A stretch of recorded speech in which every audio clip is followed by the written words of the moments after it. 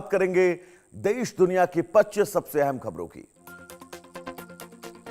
7.2 और 7.5 तीव्रता के शक्तिशाली भूकंपों के बाद सुनामी की चेतावनी, जबकि कई इलाकों में इमारतें ढहने और अन्य स्थानों पर बुनियादी ढांचे को भारी नुकसान।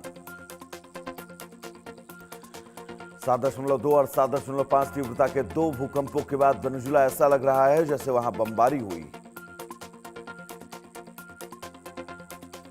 भूकंप का केंद्र मोंटालबैन से 28 किलोमीटर नॉर्थ वेस्ट में 13.2 किलोमीटर की गहराई पर स्थित था। इससे झटके लुआगोरा कोलंबिया के हिस्सों में भी महसूस किए गए।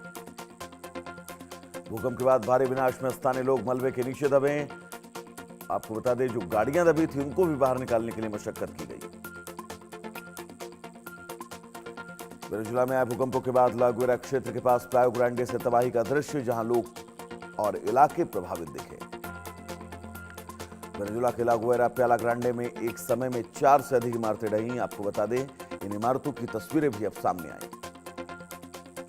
तेज भूकंपों के झटकों से गिरती इमारतों के नीचे दबने से कई लोग जो हैं वो घबराकर सड़कों पर भागते दिखे। लोग अपनी जान बचाने के लिए सुरक्षित स्थानों की ओर दौड़ने लगे।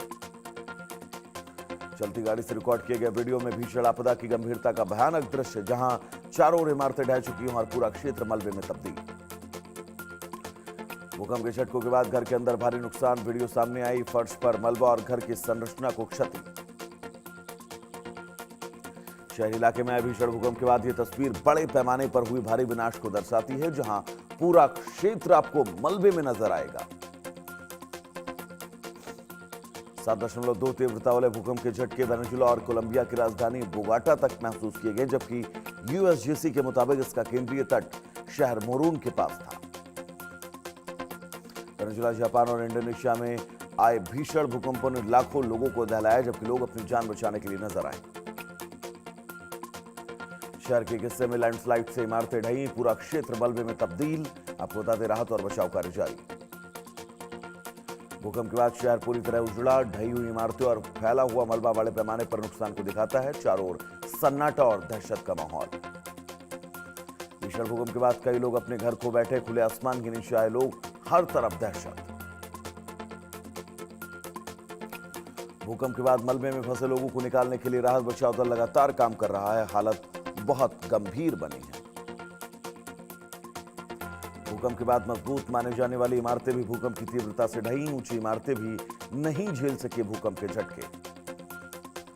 भूकंप के बाद आपातकालीन सेवाओं पर दबाव बढ़ा। अस्पतालों, राहत केंद्रों में घायलों की भीड़ उमड़ पड़ी। भूकंप के बाद मलबे और क्षतिग्रस्त सड़कों के कारण राहत और बचाव कार्यों की गति धीमी पड़ी, जिससे प्रभावित लोगों तक मदद पहुंचाने में देरी हो रही है। भूकंप के कारण सड़कें टूट जाने और जगह जगह मलबा फैल जाने से यातायात बाधित, जिससे लोगों की आवाजाही प्रभावित। भूकंप से बुनियादी ढांचे, इमारतों और निजी संपत्तियों को भारी क्षति, जिससे पूरे क्षेत्र की अर्थव्यवस्था पर गहरा असर। भूकंप के बाद लोग घबराकर अपने घर छोड़कर तेजी से सुरक्षित स्थानों की ओर निकले, जिससे सड़कों पर भीड़ और अफरा तफरी का माहौल।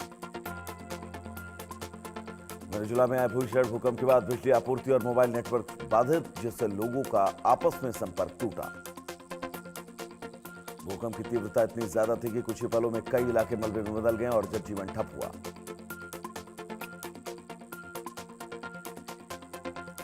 वेनेजुएला में आए भीषण भूकंप के बाद लगातार आफ्टर शॉक के डर से लोग अभी भी अपने घरों में लौटने की हिम्मत नहीं कर पा रहे हैं। सुरक्षित स्थानों पर लोग डटे हैं।